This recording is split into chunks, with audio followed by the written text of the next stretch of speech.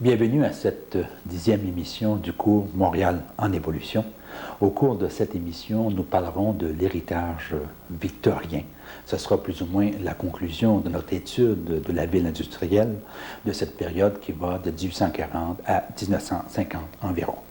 Mais avant d'aborder cette étude, nous allons revenir sur quelques points de l'émission précédente. On sait qu'au tournant du siècle, la concentration la plus intéressante d'habitations de riches était celle du Mille Carré doré, ce secteur délimité par le boulevard Dorchester, aujourd'hui René-Lévesque au sud, les voies Guy et Côte-des-Neiges à l'ouest, l'avenue des Pins au nord et l'avenue du Parc à l'est. Les riches, parce qu'ils ont des revenus, peuvent se permettre de suivre la mode et nous avons analysé une variété de styles, tels que la maison Albert Furness en néo-gothique, les résidences d'art à Lune, George Stephen en style néo-renaissance, la maison Shaughnessy, style Second Empire, et enfin les résidences à Tolstan, Hosmer et Forget en style Beaux-Arts.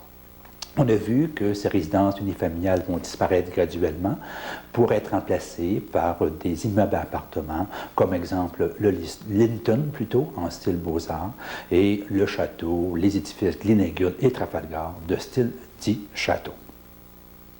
L'habitation des pauvres, c'est différent. Les pauvres doivent s'adapter aux conditions socio-économiques de la ville. Et on va voir une évolution à partir de la maison urbaine héritée du régime français. Pensez à la maison Papineau, à une habitation type, là, ça veut dire habitation en rang continu, logement superposé, les pièces dans le sens de la profondeur du lot, bâties en briques et toit plat. Mais avant d'arriver à cette habitation type, il y a des paliers intermédiaires, donc une maison en rangée continue, mais les pièces sont encore parallèles à la rue, logement superposé, briques et toits presque plats ou plats. Des exemples à Pointe-Saint-Charles, les rues de Sébastopol, de la Congrégation, Sainte-Madeleine, Bourgeois, Charon et d'autres.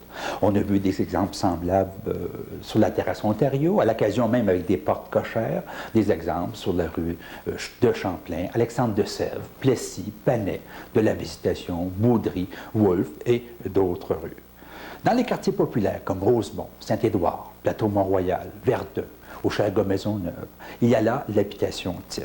Quelles sont les caractéristiques de l'habitation type? D'abord, les îlots sont planifiés pour une récupération maximale de l'espace. Et ce type d'habitation est pour accueillir des familles nombreuses qui venaient le plus souvent de la région rurale montréalaise. Comme caractéristique, elle est en rangée continue, les logements sont superposés, les pièces sont dans le sens de la profondeur du lot entre des murs mitoyens, le toit est plat, en avant, c'est des façades de briques avec balcon et escalier extérieur, en arrière, briques, galeries et hangars.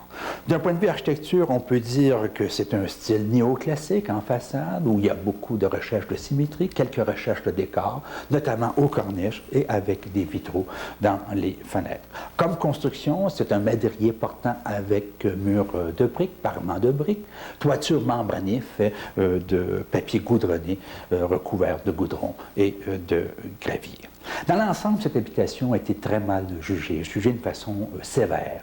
On lui a reproché l'exiguïté, la mauvaise disposition des pièces, mauvaise ventilation, mauvais éclairage naturel. On a reproché la fragilité de la construction. Surtout, tout le monde a méprisé les escaliers extérieurs. Je pense qu'il faut apprendre à juger cette habitation type par des critères autres que esthétiques. Reconnaissons que c'est une habitation adaptée au contexte socio-économique. C'est une solution d'urgence à des besoins nouveaux besoins qui sont créés par l'urbanisation. Donc, le duplex et le triplex représentaient, disons, pour le propriétaire qui venait le plus souvent du monde rural, des investissements assez semblables à l'exploitation de la ferme rurale. Par contre, le locataire, on peut dire, c'est à peu près ce qu'il pouvait espérer de mieux par rapport à ses revenus, parce que les immeubles les plus répandus sont normalement ceux qui sont les meilleurs marchés, parce qu'ils servent de référence à l'industrie du bâtiment et au code de construction. Reconnaissons des qualités de standard et de préfabrication dans cette habitation. La combinaison entre autres du bois et de la brique pour faire des murs, l'avantage du bois d'être chaud et économique, et on évite les inconvénients du bois qui est d'être vulnérable au feu, aux intempéries et de demander l'entretien. La même chose, le toit plat, économie d'espace, de matériaux, d'entretien, de chauffage par rapport au toit en pente ou au toit mansard. Économie de ces glaçons qui tombent sur la tête des gens grâce au drain central qui étant chauffé permet l'écoulement de l'eau durant l'hiver. Même l'escalier extérieur ne mérite pas le mépris qu'on lui voue. C'est une économie d'espace, économie de chauffage, il y a beaucoup de préfabrication. Elle est adaptée à l'été et elle offre à l'utilisateur une intimité psychologique. Le hangar, on a vu, était utile. Le reproche le plus grave, c'est que la pauvreté de ventilation, l'éclairage naturel, pauvre éclairage naturel à cause des pièces en contre-jour, mais surtout la plupart de ces maisons-là sont orientées de telle façon qu'il y a du soleil que sur un seul côté, une seule façade, soit en avant, soit en arrière, mais remarquez que les hangars, les galeries, les passerelles, les balcons, tout ça fait obstacle au soleil. Comme bilan, l'habitation type n'est pas sans défaut, c'est évident, mais comme architecture sans architecte, voici une habitation avec un taux élevé de préfabrication et qui va créer un environnement urbain original. D'ailleurs, l'escalier extérieur est devenu depuis le symbole de Montréal. Aujourd'hui, nous apportons une conclusion à cette deuxième partie d'évolution de la ville, de 1840 à 1950, et on va voir pourquoi on peut parler de cette période comme l'âge d'or de Montréal d'un point de vue de l'architecture et de l'aménagement urbain.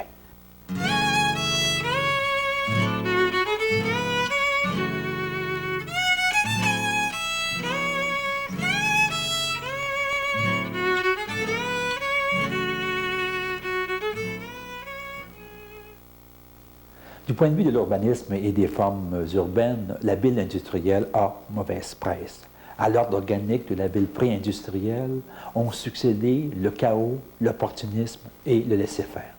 La ville industrielle, avec l'explosion du cadre traditionnel, sous la pression démographique, va sembler diluer l'essence de la cité.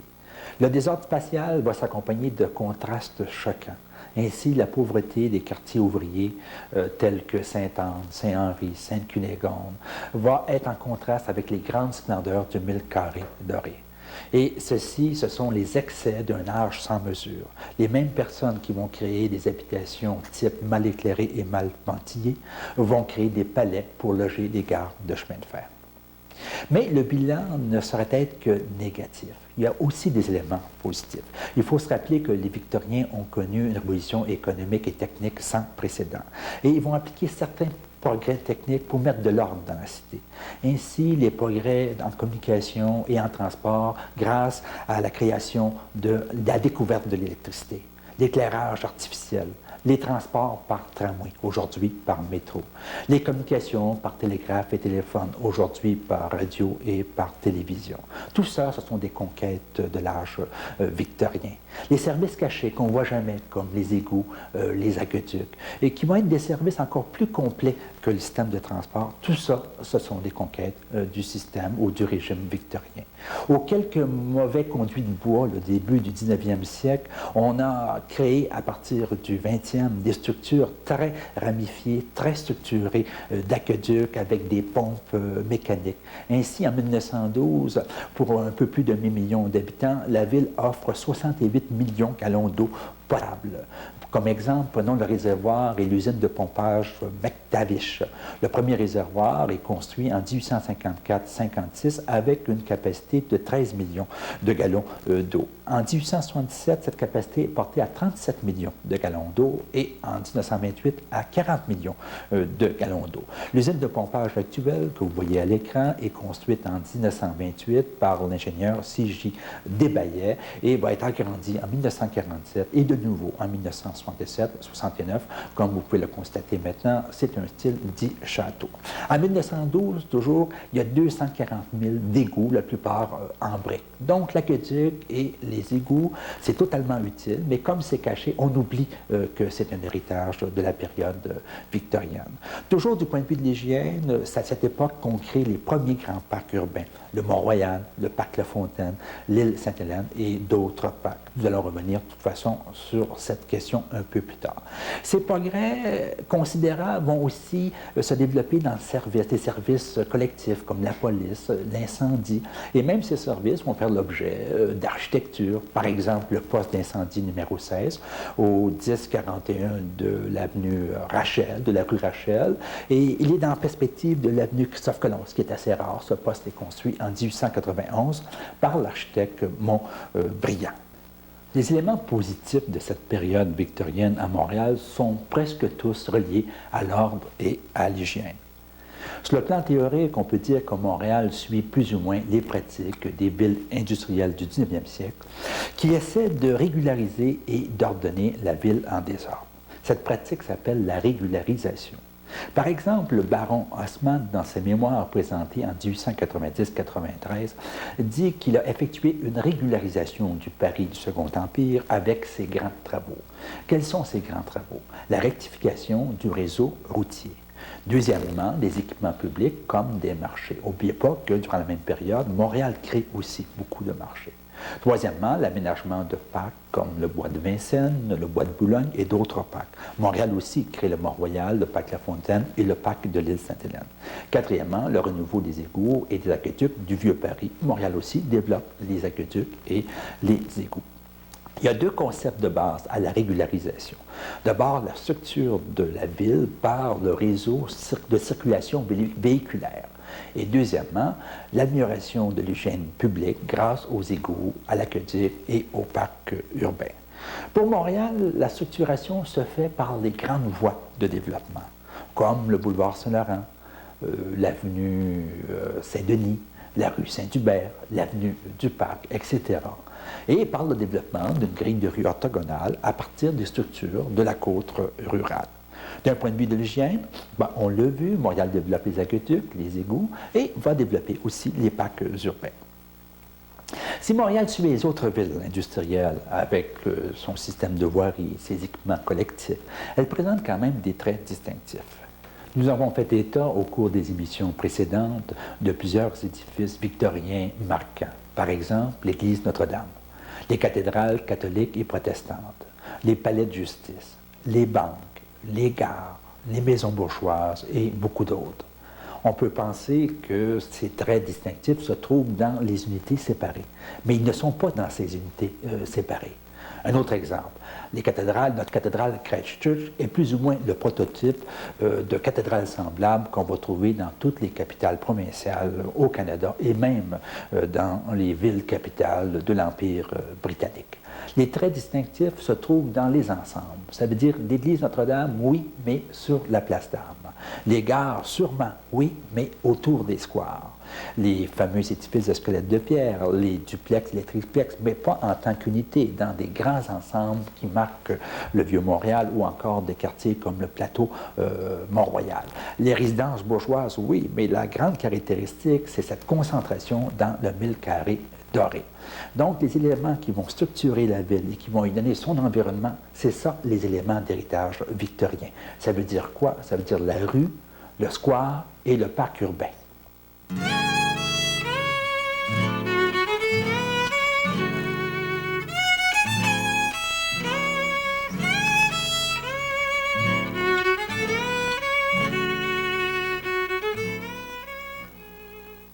La ville industrielle n'obéit plus aux mêmes forces de structuration que la ville pré-industrielle.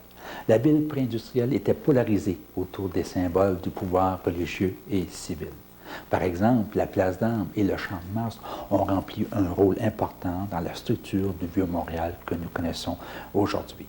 Dans le cas de la ville industrielle, il y a un éclatement de ce cadre traditionnel. La ville se structure désormais par rapport aux quartiers. Les quartiers qui deviennent spécialisés, les quartiers industriels qui assurent la production, les quartiers résidentiels qui assurent la consommation et le centre-ville qui est le quartier de gestion. Et entre ces quartiers spécialisés, ça prend des artères, ça prend des moyens de communication. Ce sera évidemment les grandes voies, les grands boulevards, à l'exemple du boulevard Saint-Laurent. Et pour assurer ce développement de cette ville, ça prend une répétition de rues uniformes et répétitives pour ordonner ce développement. Et on peut dire autant la place publique aura été la caractéristique et le symbole de la ville pré-industrielle, autant les rues, durant la période victorienne, deviennent les caractéristiques et le symbole de la ville industrielle. Mais cette rue victorienne a quand même sa propre caractéristique, c'est une rue spectacle, dans le sens que soit le spectacle d'animation qu'on retrouve au centre-ville et à laquelle participe l'architecture, soit encore le spectacle des corridors sociaux qui sont mis en valeur par l'architecture des façades dans les quartiers populaires, soit encore le spectacle de l'opulence et de la nature qu'on va retrouver dans les quartiers riches et spécialement dans le 1000 carrés doré. Il existe heureusement plusieurs rues au centre-ville de l'époque, qui est aujourd'hui le Vieux-Montréal, qui ont conservé leur qualité première. La rue Sainte-Hélène, dont nous avons parlé au cours de l'émission précédente, est un exemple de ces rues. Elle est remarquable par l'unité de son alignement, de ses hauteurs et du traitement de ses façades. On peut retenir aussi la rue Saint-Paul, qui a conservé son caractère sinueux et qui intègre d'un côté des monuments comme le marché Bon Secours et de l'autre des ensembles très importants comme les magasins entrepôts des Sœurs hospitalières de Saint-Joseph.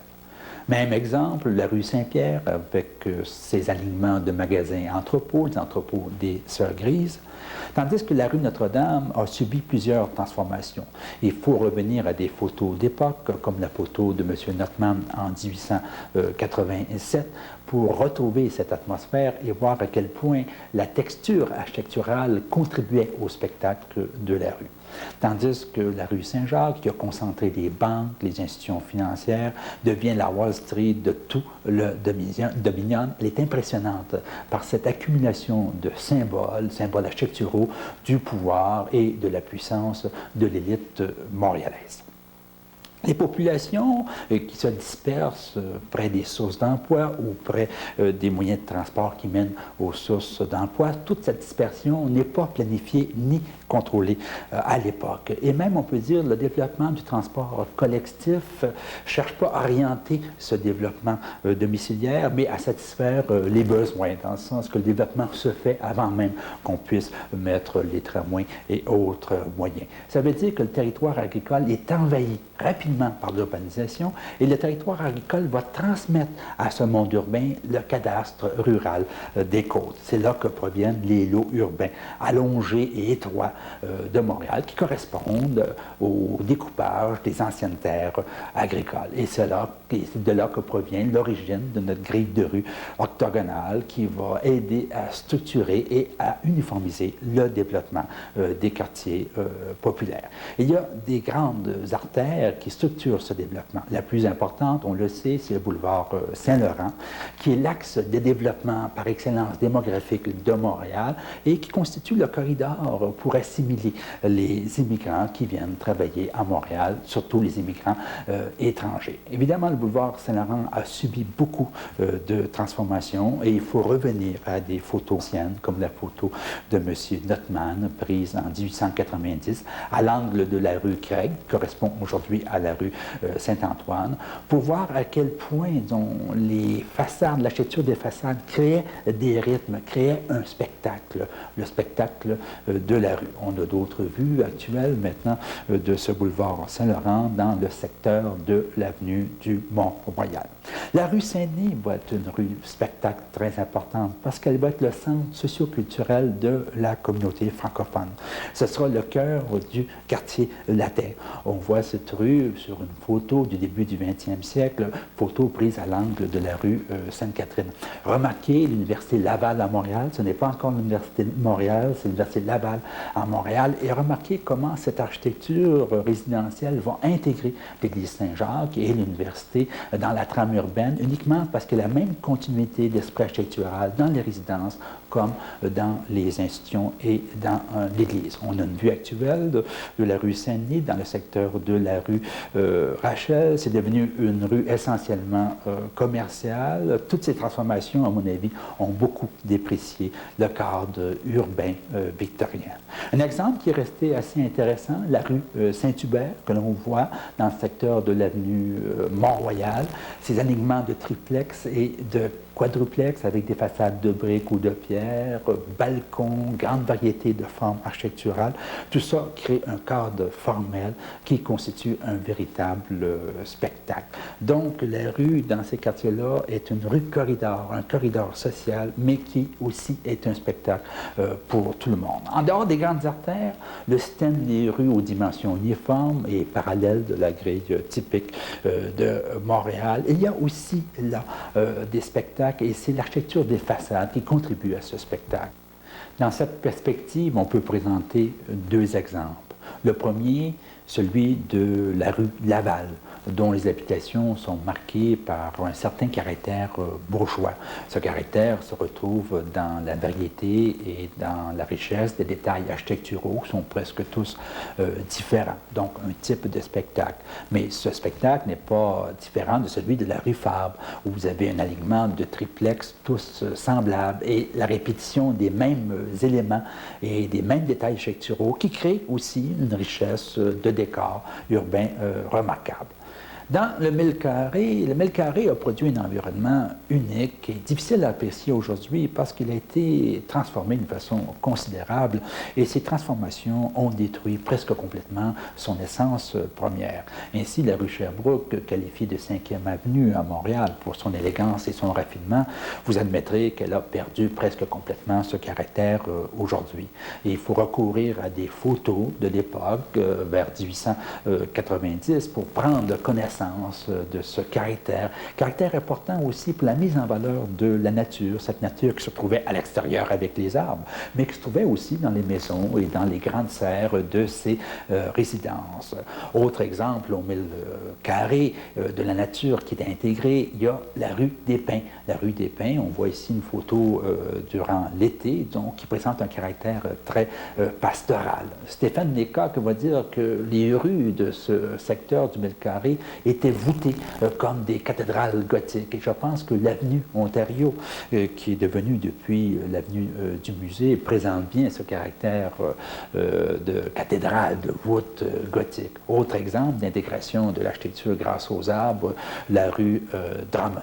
Je vous présente une dernière scène pour montrer à quel point les transformations sont venues tuer le caractère du Mille Carré doré. La rue Belmont, près de la côte du Beaver Hall. Vous pouvez remarquer à l'arrière le dôme de la cathédrale Saint-Jacques, qui est aujourd'hui le dôme de la cathédrale Marie, Reine du Monde. Alors c'était un quartier absolument splendide, comme vous pouvez le constater à partir de cette photo, et essayez d'imaginer la rue Belmont actuellement, qui est une rue anonyme, une rue en fait sans grâce, une rue parfaitement, disons, qu'on peut trouver un peu partout. Et c'est ça qui a remplacé malheureusement le caractère du Mille Carré doré.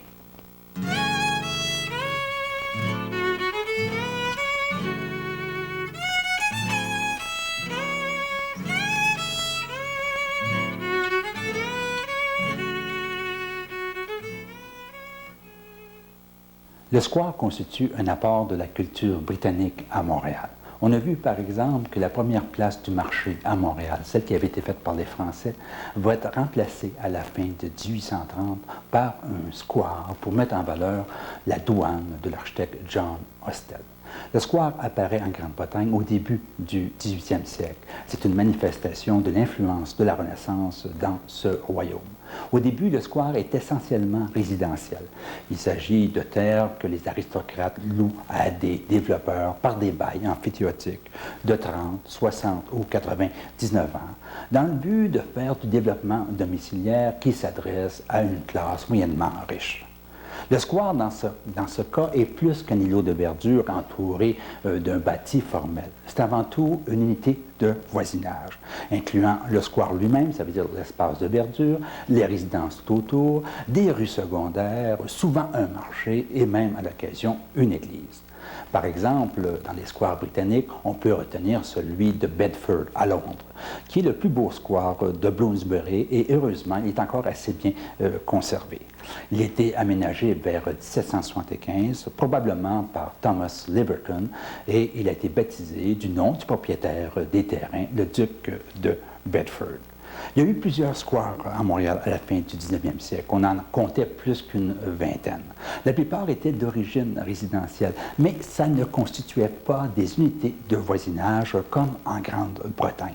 L'héritage du square à Montréal est avant tout l'héritage d'un vide dans le tissu urbain, mais un vide positif qui va contribuer au caractère et à l'ornementation de la ville. Ce vide-là va contribuer aussi très souvent à développer la ville en attirant par son prestige, par sa qualité d'environnement, des équipements publics et des générateurs d'activités importants.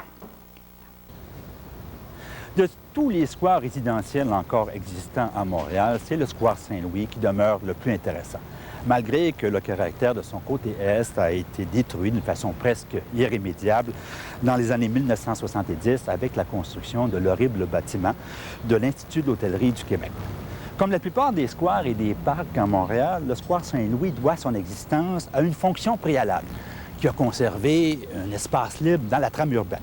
Il s'agit d'un réservoir d'eau potable qui a été construit ici sur la côte à Baron, qui est l'ancien nom du secteur, pour desservir un aqueduc qui servait la partie est de l'agglomération.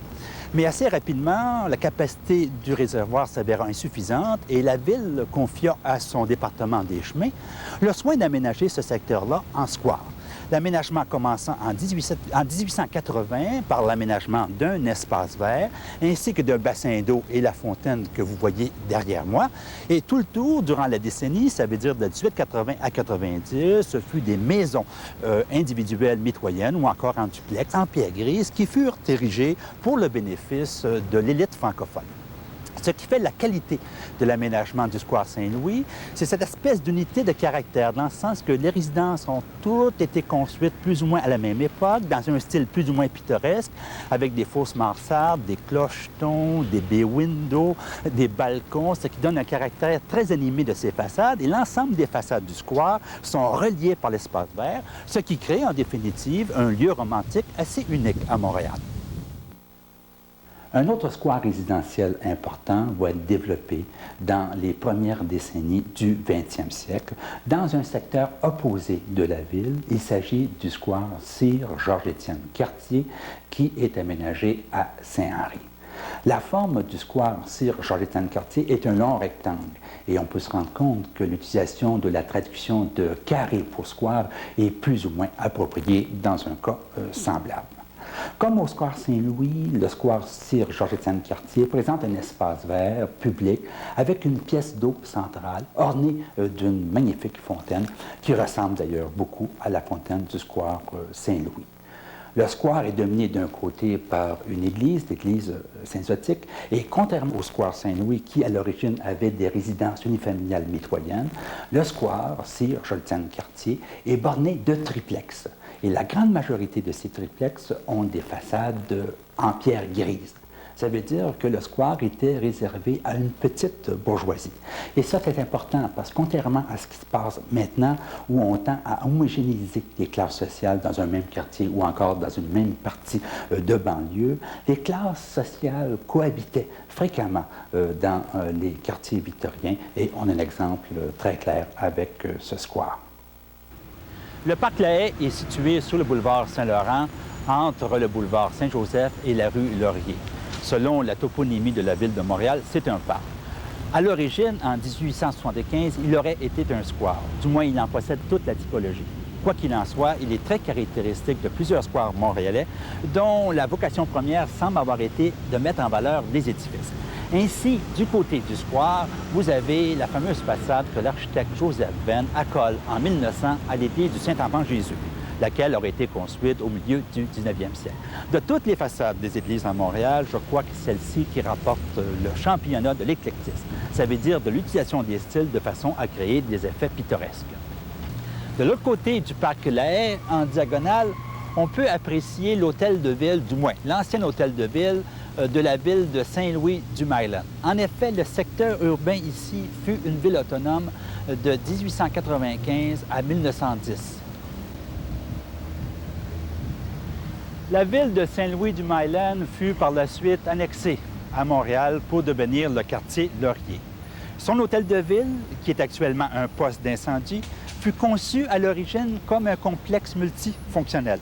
Il comprenait la salle du conseil, le bureau du maire, une prison, des postes d'incendie et de policiers, ainsi que des guichets de banque et de poste. C'est l'œuvre en 1905 d'un architecte québécois, Émile Vanier, dans un style qu'on peut reconnaître facilement comme le style château.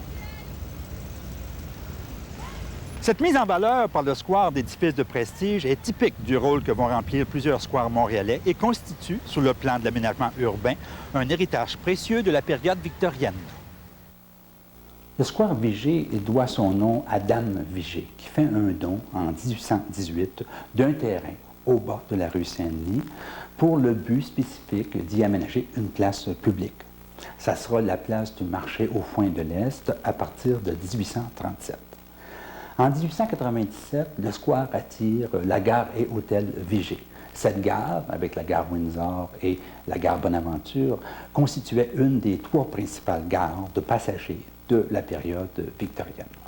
Comme vous le savez, cette gare est érigée par l'architecte Bruce Price, le même qui va faire la gare Windsor et le château Frontenac.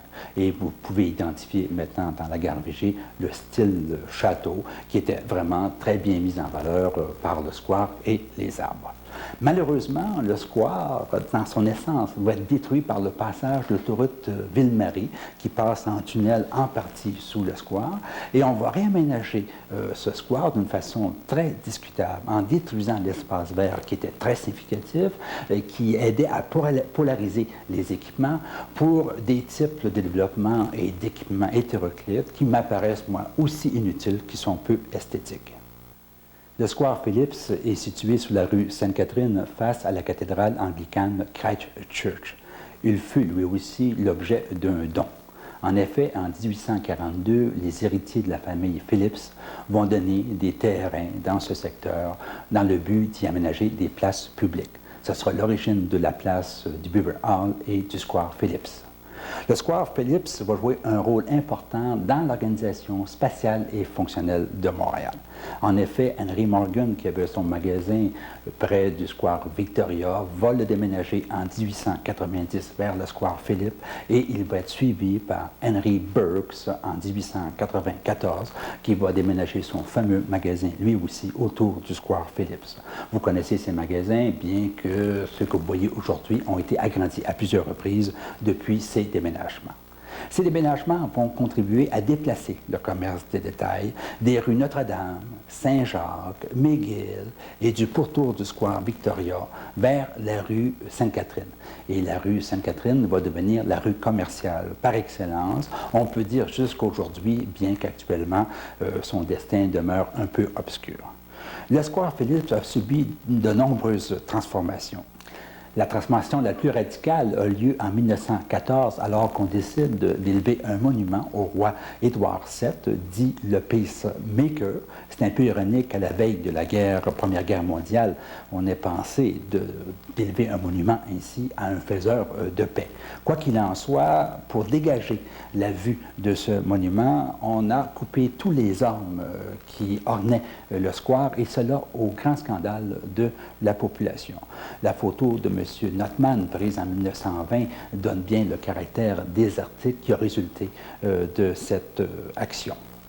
Un autre square qui a connu beaucoup de transformations, au point qu'il est méconnaissable actuellement par rapport à ce qu'il était durant la période victorienne, c'est le square Victoria. À l'origine, vous le savez, le square Victoria s'appelle la place des commissaires, en l'honneur des commissaires qui avaient été chargés de la démolition des 2 murs de fortification à partir de 1799 et qui vont recommander de créer à cet endroit-là une place du marché. Ce sera la place du marché au foin. Avec le temps, le marché au foin va se déplacer et cette place du marché au foin qui a été aménagée à partir de 1810 va se transformer graduellement en un square et en 1860, le square est nommé Victoria en l'honneur de la reine Victoria. Si on regarde des photos prises entre 1875 et 1887, on s'aperçoit que ce square était doté d'un aménagement formel très intéressant, tant au niveau des espaces verts avec ses arbres et ses sentiers, qu'au niveau du cadre bâti qui était magnifique tout le tour. Et on sait que ce lieu concentrait des commerces, surtout le commerce de chaussures et le commerce de meubles. À partir de 1920, ces commerces quittent le square Victoria, on vient de le voir, pour aller vers le square Philippe et vers la rue Sainte-Catherine. Et c'est le début de la création d'édifices en hauteur autour du square Victoria. Et on s'aperçoit, en consultant les photos de l'époque, que déjà on laisse l'espace vert sans beaucoup d'entretien, avec le résultat que le square en tant que lieu va péricliter. À partir de 1960, là, c'est le désastre. L'aménagement d'une station de métro, la station de métro Victoria, en sous-sol du square, va imposer l'abattage de tous les arbres. En même temps, on va ériger une tour, la tour de la Bourse, qui est un bâtiment magnifique et dont on parlera au cours des prochaines émissions, mais qui est complètement hors d'échelle par rapport au square et qui devient plus ou moins, le square devient plus ou moins le tapis, si vous voulez, la descente de bain de cette grande tour, ce qui va marginaliser complètement cet espace urbain. Toutes les tentatives d'aménagement qu'on va faire par la suite, ou en faire plusieurs, vont être plus ou moins ratées, les unes autant que les autres. Aujourd'hui, ce secteur est choisi pour devenir le cœur de la cité internationale. Et le grand défi qui est présenté aux urbanistes et aux architectes, c'est est-ce que le square Victoria va retrouver sa splendeur, évidemment pas sa splendeur d'antan, mais une splendeur contemporaine, ou est-ce qu'il va se présenter encore comme victime de son pouvoir d'attrait? C'est parce qu'il a attiré beaucoup de générateurs d'activité que le square Victoria a perdu, malheureusement, son caractère victorien. Enfin, le square le plus important à Montréal, vous le savez, à la fois par sa taille et par son histoire, c'est le square Dominion. Le square Dominion a été renommé depuis quelques années le square Dorchester. Mais comme ce nom de Dominion existe depuis 1812, il a tendance à perdurer et de façon à ne pas trop mêler les personnes, je vais employer, moi, le nom de square Dominion, sachant bien qu'actuellement, il s'appelle le square Dorchester. C'est le square Dominion qui résume le mieux, à mon avis, cet héritage particulier du square victorien qui contribue d'un côté à l'image et à l'ornementation de la ville et de l'autre remplit un rôle important dans son organisation spatiale et fonctionnelle. Au début, le territoire où se trouve actuellement le square Dominion, c'est un cimetière. En effet, en 1799, la fabrique de l'église Notre-Dame décide d'abandonner son cimetière dans la vieille ville pour en développer un très grand, un cimetière catholique ici dans ce secteur qui était à l'extérieur de la ville à l'époque. C'est ici d'ailleurs que furent enterrées les personnes qui sont mortes du choléra lors de la terrible épidémie de 1832. On se rappelle que c'est ici, en bordure du cimetière, que Monseigneur Ignace Bourget décide d'implanter sa nouvelle cathédrale, lorsque la précédente, sur la rue Saint-Denis, va brûler dans le grand incendie de juillet 1852.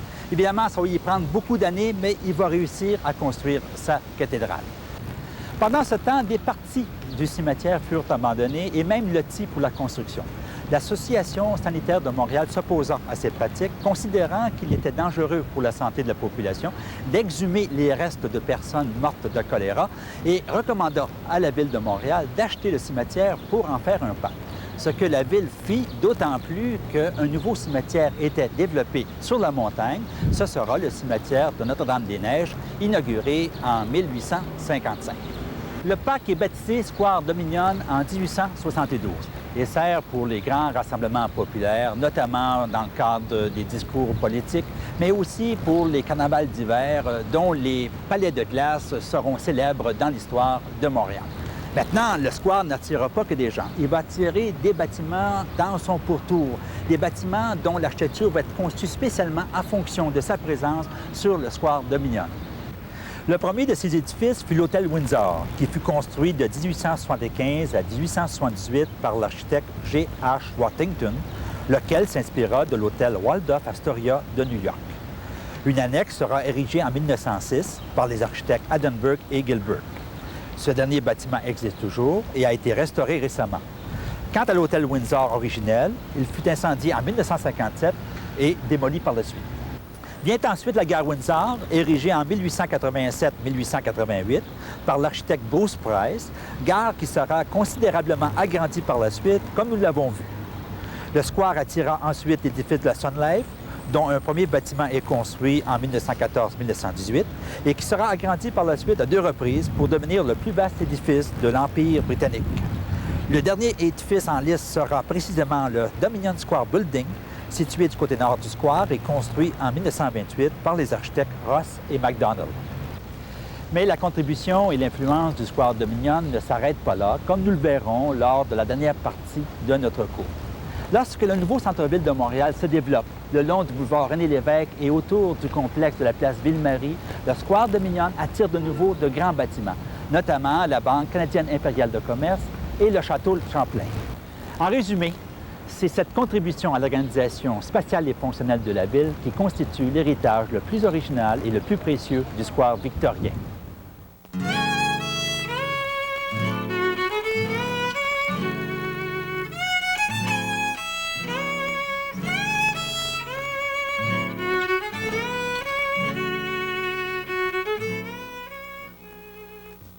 Le parc urbain constitue un autre legs de l'ère victorienne. Le parc urbain, vous savez, n'existait pas dans la ville pré-industrielle pour la bonne raison que ce type d'agglomération n'avait pas besoin, dans le sens que la nature était accessible à distance de marche. Un siècle plus tard, la nature n'est plus accessible, et même par tramway. Et là apparaît le parc urbain comme un élément de régularisation de la ville industrielle. C'est donc une approche hygiénique aussi importante que l'approche vers les aqueducs et les égouts. Et il ne fait aucun doute que les réformateurs sociaux vont avoir une influence considérable dans l'apparition du parc urbain.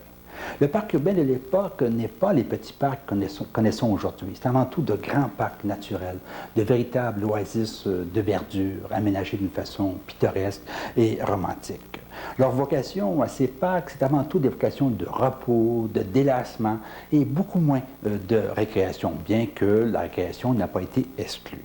On a 3 parcs à Montréal qui témoignent bien de ce genre de parc romantique, le Mont-Royal, le parc La Fontaine et le parc de l'île Sainte-Hélène.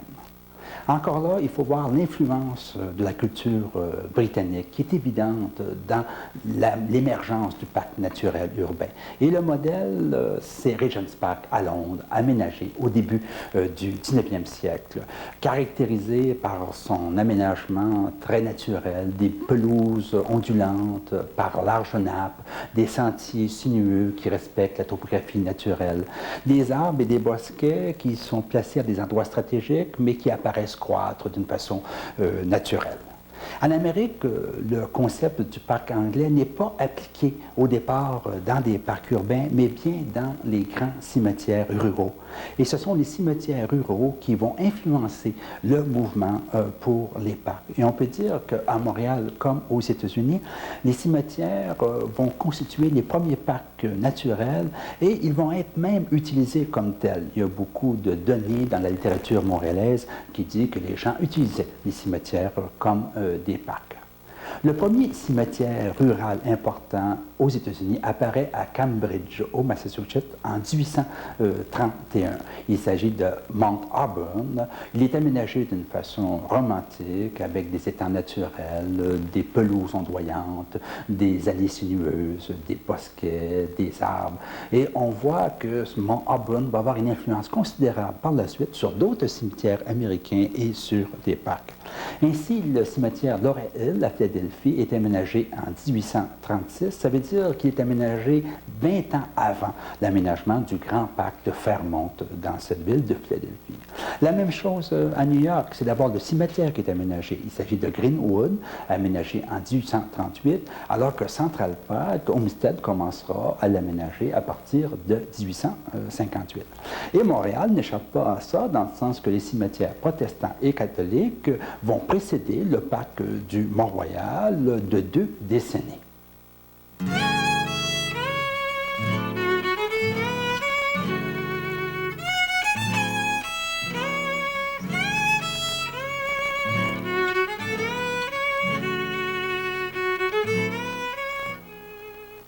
La compagnie Mont-Royal Cemetery, qui regroupait à l'époque les 6 principales églises protestantes de Montréal, fut incorporée en 1847 dans le but précis de développer un nouveau cimetière sur le Mont-Royal pour remplacer le vieux cimetière protestant de la rue Dorchester. Ce vieux cimetière protestant de la rue Dorchester se trouvait à l'endroit où est située actuellement la place Guy Favreau. L'endroit choisi sur le Mont-Royal, qui totalise actuellement une centaine d'hectares, est une vallée en hémicycle comprise entre le sommet de la colline du Mont-Royal et le sommet de la colline d'Outremont, avec un accès du côté nord. Ce cimetière fut inauguré en 1852 et on a cru longtemps qu'il avait été aménagé par un Américain célèbre à l'époque, Andrew Jackson Downing, qui était connu pour ses écrits sur l'architecture et l'horticulture. Alors, il semblerait que c'est davantage M.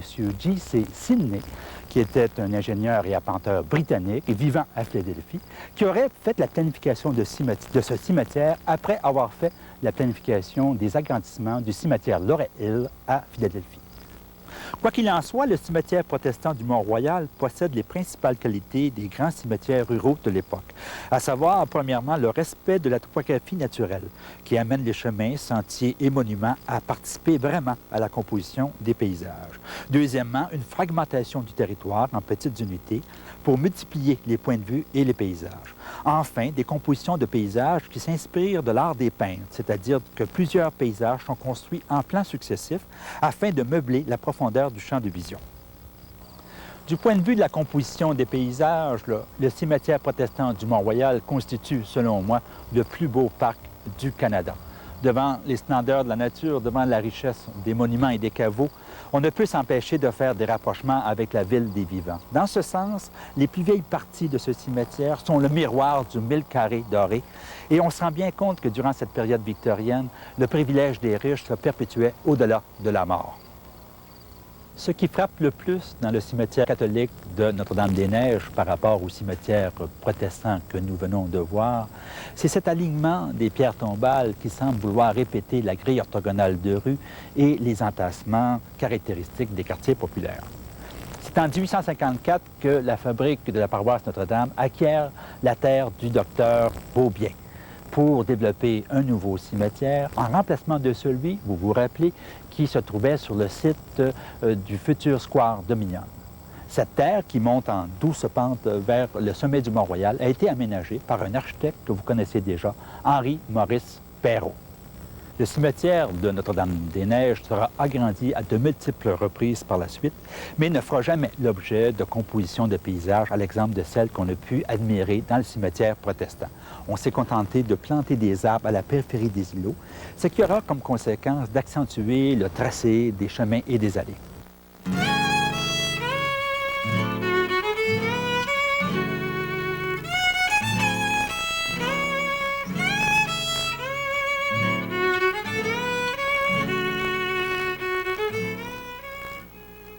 L'idée d'aménager un grand parc sur le Mont-Royal remonte en 1863, lorsqu'on en parle pour la première fois au Conseil de ville.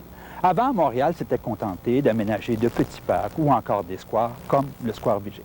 Mais il ne fait aucun doute que l'idée vient des États-Unis, car à partir de 1845, plusieurs villes se dotent d'un grand parc urbain. C'est encore New York qui fait figure de leader avec son fameux Central Park, que Frédéric Law Olmsted, le grand architecte paysagiste, va commencer à aménager en 1858. À Montréal, l'idée fait son chemin lentement.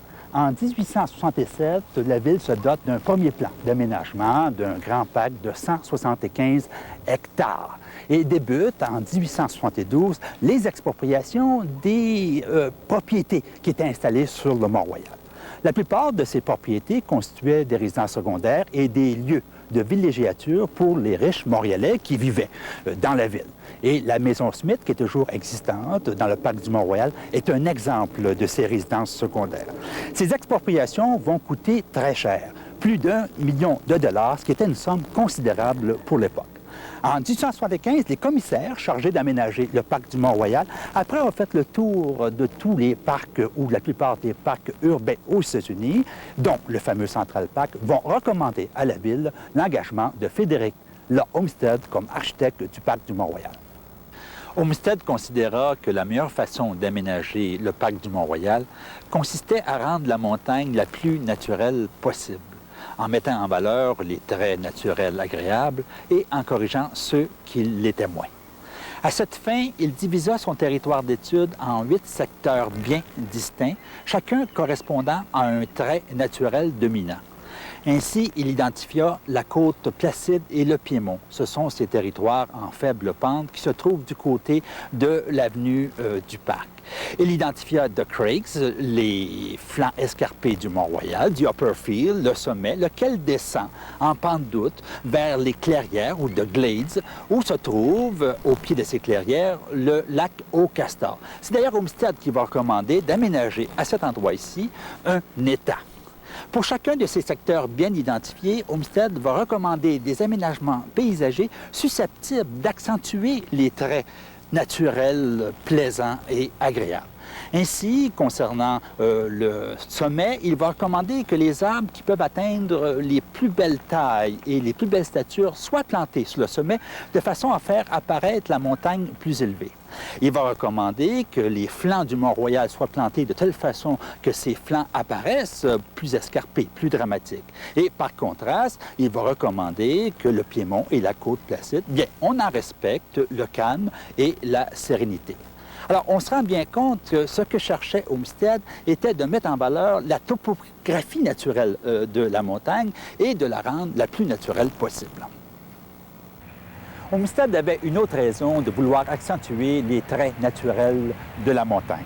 C'était une personne bien de son temps et il était convaincu que la ville était malsaine et que les citoyens avaient besoin des pouvoirs thérapeutiques de la nature pour se régénérer. Cela peut faire sourire parce qu'à l'époque où il aménage le parc du Mont-Royal, Montréal a à peine 110 000 habitants et elle est encore confinée en bas de la terrasse de la rue Sherbrooke. Par contre, cela montre bien quel impact la ville industrielle en désordre a eu sur l'élite de cette époque. Alors, pour favoriser ces pouvoirs thérapeutiques de la nature, Olmsted voulut qu'une visite au Mont-Royal soit avant tout l'occasion d'expériences méditatives et enrichissantes. Et il mit en garde les commissaires contre la tentation de permettre aux gens de se rendre rapidement sur les sommets par les chemins les plus courts, par les escaliers ou encore par des moyens mécaniques. Pour atteindre son but, Olmsted aménagea une large voie d'accès qui existe toujours et qui suit les lignes de moindre résistance de la topographie naturelle. Cette voie visait à amener les citoyens vers les sommets, mais par une lente progression ponctuée de haltes et d'ouvertures de fenêtres sur la ville et les environs. Un réseau de chemins secondaires plus ou moins sinueux se greffait à ce réseau primaire d'accès. Aujourd'hui, beaucoup d'aménagements contemporains, dont la fameuse voie Caminier-Hood, sont venus contredire ces objectifs et cette philosophie d'Olmsted, et on s'aperçoit que ça n'a pas amélioré les qualités du parc. À mon avis, si on veut redonner au parc son caractère premier, il faut absolument revenir à l'objectif d'Olmsted, qui était de rendre la montagne la plus naturelle possible. Si le parc du Mont-Royal doit être sillonné par des chemins et des promenades, maculés d'abris et striés par des escaliers, s'il doit être jonché de papier, de bouteilles de bière, de boîtes de sardines et de cornets de papier, si des milliers de gens viennent s'y récréer sans restriction, chacun selon ses goûts, il perdra vraisemblablement tout le charme naturel que vous y aurez trouvé de prime abord. L'existence du parc La Fontaine est due à une utilisation première qui va conserver ce territoire dans un état naturel. En effet, en 1845, le gouvernement colonial va acheter la ferme de M. James Logan pour en faire un territoire d'exercice pour l'armée. En 1888, les besoins de l'armée étant devenus différents, le gouvernement fédéral va céder à la ville de Montréal ce territoire pour la somme symbolique de 1 $ par année dans le but d'en faire un parc. Le parc La Fontaine présente un aménagement romantique centré sur un étang, lequel étang est basé sur un ancien ruisseau qui coulait à cet endroit-là. Malheureusement, il a été beaucoup transformé aujourd'hui, surtout pour accueillir des équipements de récréation, et il faut retourner vers des photos, vers 1900, pour en saisir vraiment le caractère romantique. Le parc de l'île Sainte-Hélène suit à peu près le même scénario que le parc La Fontaine.